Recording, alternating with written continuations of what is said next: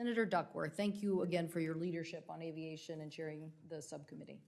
Thank you, Madam Chair, and also Ranking Member Cruz for holding today's hearing.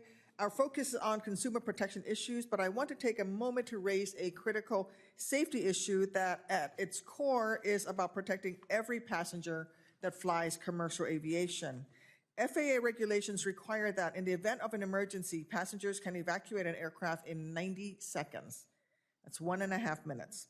However, FAA evacuation simulations fail to include real-life conditions common on commercial flights, such as a full plane, the presence of carry-on bags, or passengers who are children, senior citizens, or persons with disabilities.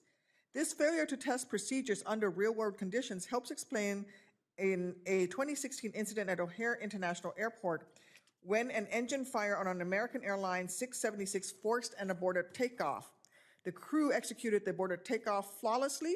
However, the evacuation took nearly 2.5 minutes, far longer than the 90-second standard, and there was 1 serious injury and 20 minor ones. According to the NTSB, at all 3 usable exits, there were passengers evacuating with carry-on bags despite instructions to leave your bags behind. Senator Baldwin and I introduced the Emergency Vacating of Aircraft Cabin, or EVAC Act, to require realistic testing. I look forward to hearing from our witnesses on the importance of accurate evacuation simulations. I must also express the disability community's deep frustration that our aviation system still fails to make sure every passenger with a disability is treated with dignity and respect. We've had half a century to make flying accessible for the millions of Americans with disabilities who travel by air each year. Yet, flying with a disability remains riddled with unnecessary issues that at best are frustrating and cost time and money, and at worst are demeaning and inflict harm on our customers. Don't get me started on how frequently wheelchairs get damaged in transit, a huge problem that I and many others experience far too frequently. According to the U.S. Department of Transportation, 11,389 wheelchairs and scooters were mishandled by air carriers in 2022, up from 7,239 in 2021. Too many air carriers have demonstrated that drastically reducing the rate of broken wheelchairs and assistive devices is simply not a corporate priority.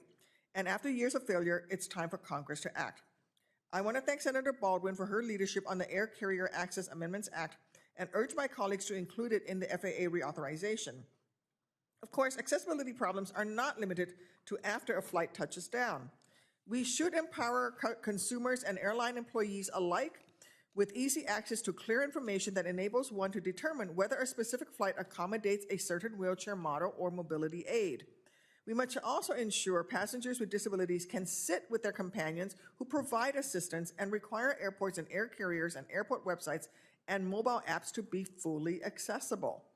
It's bad enough that certain carriers are making it harder to reach a live customer service agent by phone, but for customers that can't use a mouse or touch screen, an inaccessible website could leave you literally stranded when there are massive delays. I'm working on legislation that would require the DOT to examine air carrier and airport websites and mobile apps to determine if they are accessible and issue civil penalties against those that are not. And when mistakes happen and passengers with disabilities file a complaint with the Department of Transportation, these customers deserve transparency on whether their complaint was resolved. Senator Fisher and I introduced a Prioritizing Accountability and Accessibility for Aviation Consumers Act to require DOT to begin publishing a detailed annual report on how quickly and effectively these consumer complaints are resolved. Before yielding, I want to thank the chair for including the needs of regional airport passengers in today's hearings. This past weekend, I was in Collinsville, Illinois, meeting with the directors of several of our regional airports from across our state. It will come as no surprise to anyone here when I tell you they need our help at the regional airports. These airports are an economic lifeline to the residents and businesses they serve all across our great nation, and we need to ensure that they have what they need to keep commercial air service available and accessible in their communities. I look forward to hearing from our witnesses on this. With that, Madam Chair, I yield back.